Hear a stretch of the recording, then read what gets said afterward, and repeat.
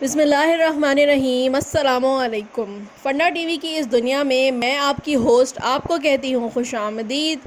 امید ہے آپ سب خیریت سے ہوں گے، ٹھیک ٹھاک ہوں گے، اپنے اپنے گھروں میں اور اپنی اپنی زندگیوں میں بخیر و عافیت ہوں گے۔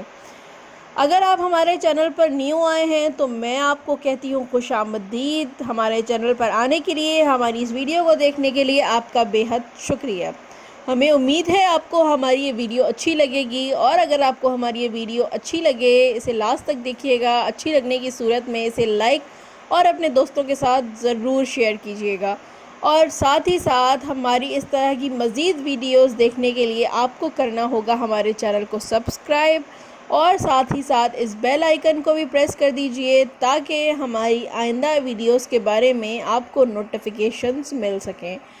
تو ہم سٹارٹ کرتے ہیں آج کی ویڈیو، اور ہم جیسے کہ آج کل آپ جو اگر ہمارے پرانے سبسکرائبر ہیں تو آپ کے علم میں ہوگا کہ ہم پاکستان کے مختلف شہروں کے بارے میں بات کر رہے ہیں۔ ہم پاکستان کے ہر شہر کی خوبصورتی، اس کی انفرادیت آپ کے ساتھ شیئر کر رہے ہیں، اور ہماری اس کوشش میں اسی کوشش کی ایک کڑی ہے ہماری آج کی ویڈیو، جس میں ہم پاکستان کے ایک اور شہر کے بارے میں بات کر رہے ہیں۔ تو ہم وقت ضائع کیے بغیر چلتے ہیں اپنی ویڈیو کی طرف۔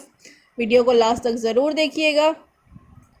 تو ناظرین، آج ہم بات کر رہے ہیں پاکستان کے ایک اور بہت ہی خوبصورت چھوٹے سے تاریخی شہر کے بارے میں۔ جی ہاں، اس شہر کا نام ہے سرگودھا۔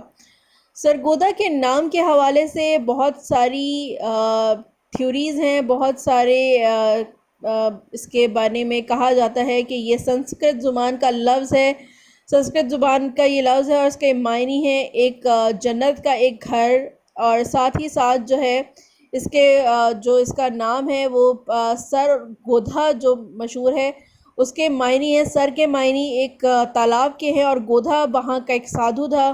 تو اس حوالے سے یہ جو نام ہے وہ وہاں پہ رہنے والے ایک سادھو کے بارے میں ہے کہ یہ اس کا جو تالاب ہے اس کے نام پر اس جگہ کو کہا جاتا ہے کہ یہ اس کے نام پر ہے۔ باقی پاکستان میں جب سے یہ ہے یہ شہر، اس کا نام سرگودھا ہی ہے۔ تو ہم بات کر لیتے ہیں سرگودھا کے بارے میں۔ سرگودھا شہر کو 1903 میں لیڈی ٹروپر نے فاؤنڈ کیا تھا۔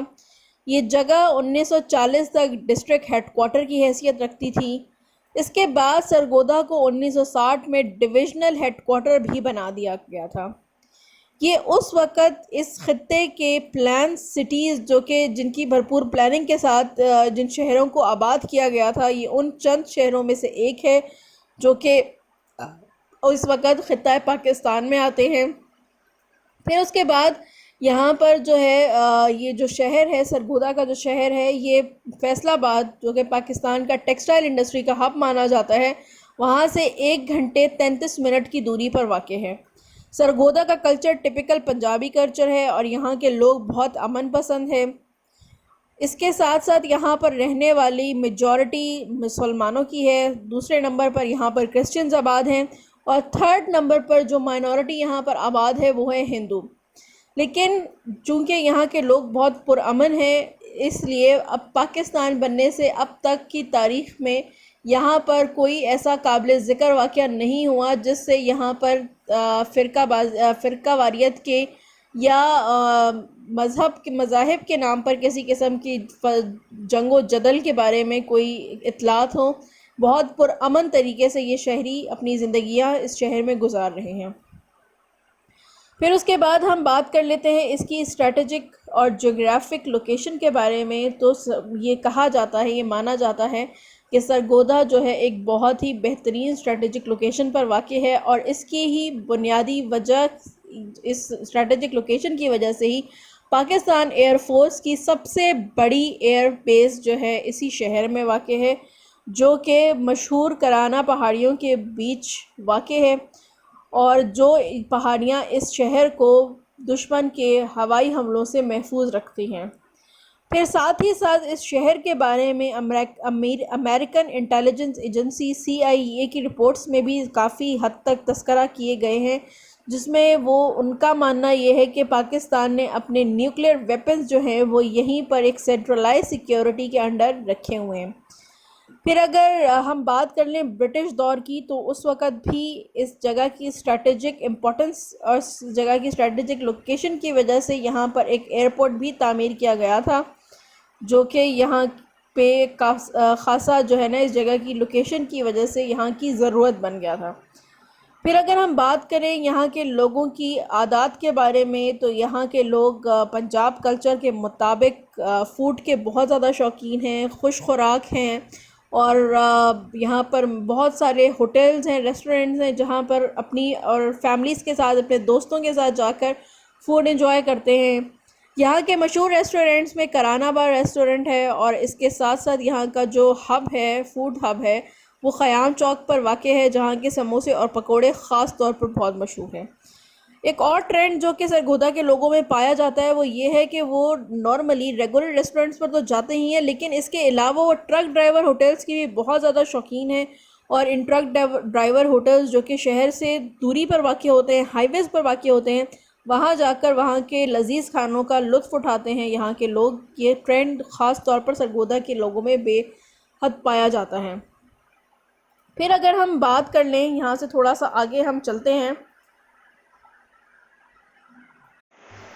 پھر یہاں کے لوگوں کی تعلیم کے بارے میں بات کر لیتے ہیں، یہاں کے ایجوکیشن سسٹم کے بارے میں بات کر لیتے ہیں۔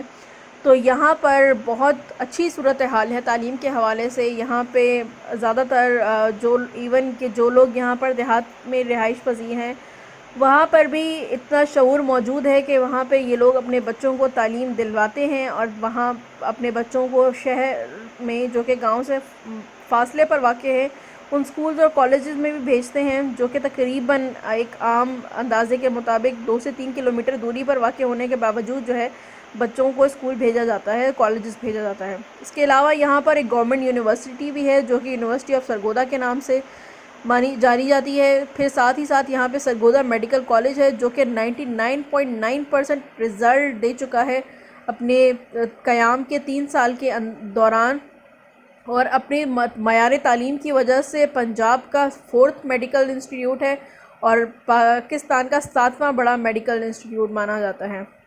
اور اگر آپ یہاں پہ شاگردوں کی اور جو اسٹوڈنٹس ہیں ان کی تعداد کے بارے میں جاننا چاہیں، تو اس بات کا اندازہ اس سے بخوبی لگایا جا سکتا ہے کہ یہاں پہ موجود تمام جو سکولز ہیں اور کالج سسٹمز ہیں، ان کی کم سے کم 2 برانچز تو یہاں پر لازمی ہیں۔ آپ اسٹوڈنٹس کی اسٹرینتھ کا اندازہ کر لیں کہ ایک اسکول کی 2 یا 2 سے زائد برانچ یہاں پر موجود ہیں۔